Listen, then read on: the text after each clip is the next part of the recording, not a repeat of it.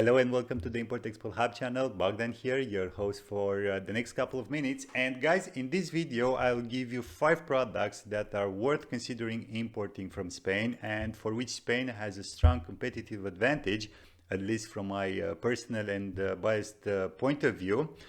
But before I start, I would really appreciate if you hit the like and the subscribe buttons. It really means a lot to me. And guys, without further ado, let's start with the first product that I recommend, which is wine. So HS code 2204. And it seems that in 2020, this product contributed to Spain's overall exports with some $3 billion, with Germany here, the United Kingdom and the United States being the top 3 destinations. But of course there are other important markets like, I don't know, the Netherlands, Switzerland, Belgium or China, just to name a few from this top 10 list.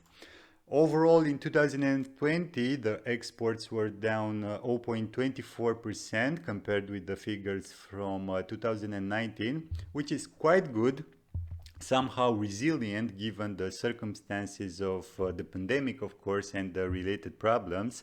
So it seems that the Spanish wines are quite mature on the international market, and we see that also in the last 5-year trend, except maybe the spike from 2018. But given all that, I still believe that this market is quite mature and somehow hit the maximum in terms of potential growth, except maybe if the Chinese buyers are flooding in with orders to compensate the relatively recent tariffs on Australian wines. But on the other hand, in terms of year-on-year changes, there were lower export volumes towards here the United States, France, Belgium and China, which were partially compensated overall by the good export performance towards Germany, the United Kingdom, the Netherlands, which imported with 27% more, and in a smaller amount by the exports towards Switzerland and Canada. As for the main drivers from this chapter, of course, there is no brainer here. We have HS code 220421, so bottled wines, driving most of the exports towards both the United States and China. And here it's worth following up again how China will behave in the next, I don't know, 2 or 3 years, even less, and if it will start importing more from Spain. As I've told you earlier, there is a trade war going on between China and Australia.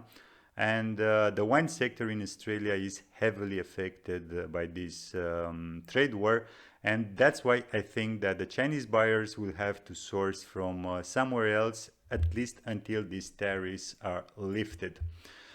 But anyways, moving on to my second product that I recommend to you guys to import from Spain, which is olive oil, whether or not refined. And we see that for 2020, the exports were down 2% compared with the figures from 2019, bringing the total exports to roughly $3.2 billion, with Italy, the United States and Portugal the biggest export destinations.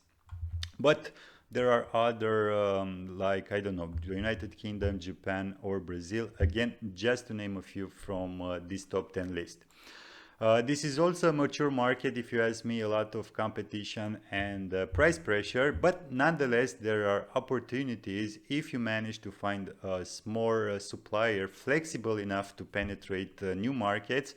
And if you ask me, this is especially true if you are an importer based in some exotic market like Brazil or Colombia, for example. Now, in terms of year-on-year changes, except Italy, Japan and China here, who all imported less in 2020, with the rest of the trading partners from this top 10 list, we have positive changes ranging from 0.36% to 26%, as in the case here with Germany, for example. In terms of the main export drivers, HS code 150910 is driving most of the exports towards Italy and Japan. Unfortunately, I don't have a split between bulk and bottled exports, but my personal guess is that for Italy, we're talking about 100% bulk exports, while for Japan, on the other hand, I think it's something like 85-95% bulk and the rest bottled. And if I were to speak about Italy's olive oil exports towards Japan, my guess is that the share of bottled or branded olive oil exports would be at least 2 times higher than Spain's, as Italy has a bigger brand penetration in Japan. But anyways, moving on to my third product recommendation, which is related to trunks, suitcases, briefcases, and the like. We see that overall the exported value amounted to more or less $1 billion, which is 12% less than what happened in 2019, with France, Italy, and Spain the biggest export destinations. All these combined having a cumulative share in Spain's total exports from this chapter of 45%, which is very, very concentrated, if you ask me, especially in relation with France and Italy. But then again, I am almost sure that these exports are contract manufacturing activities done for the big luxury fashion houses from France and Italy. Here again, I don't have a split in terms of luxury and non-luxury exports, but again, my personal guess is that this fall in the exports is mainly driven by the non-luxury segment, as we're talking about discretionary goods, and as you know it, in times of crisis, these are the most affected, while the luxury segment is not affected as much.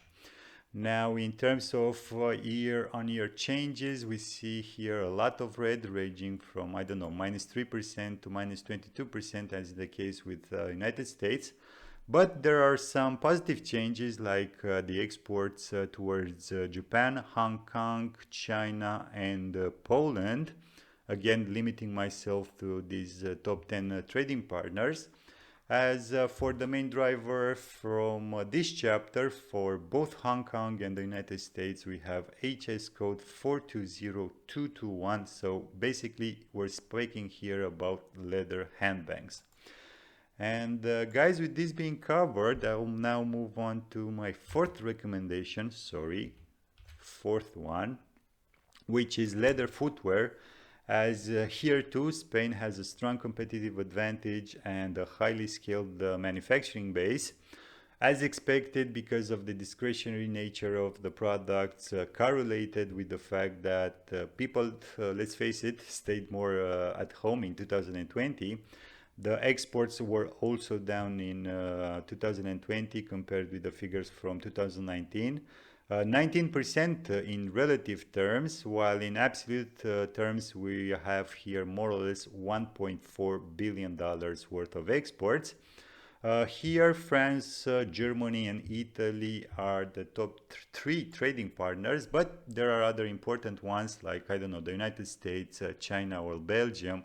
Again, limiting myself to this top 10 list.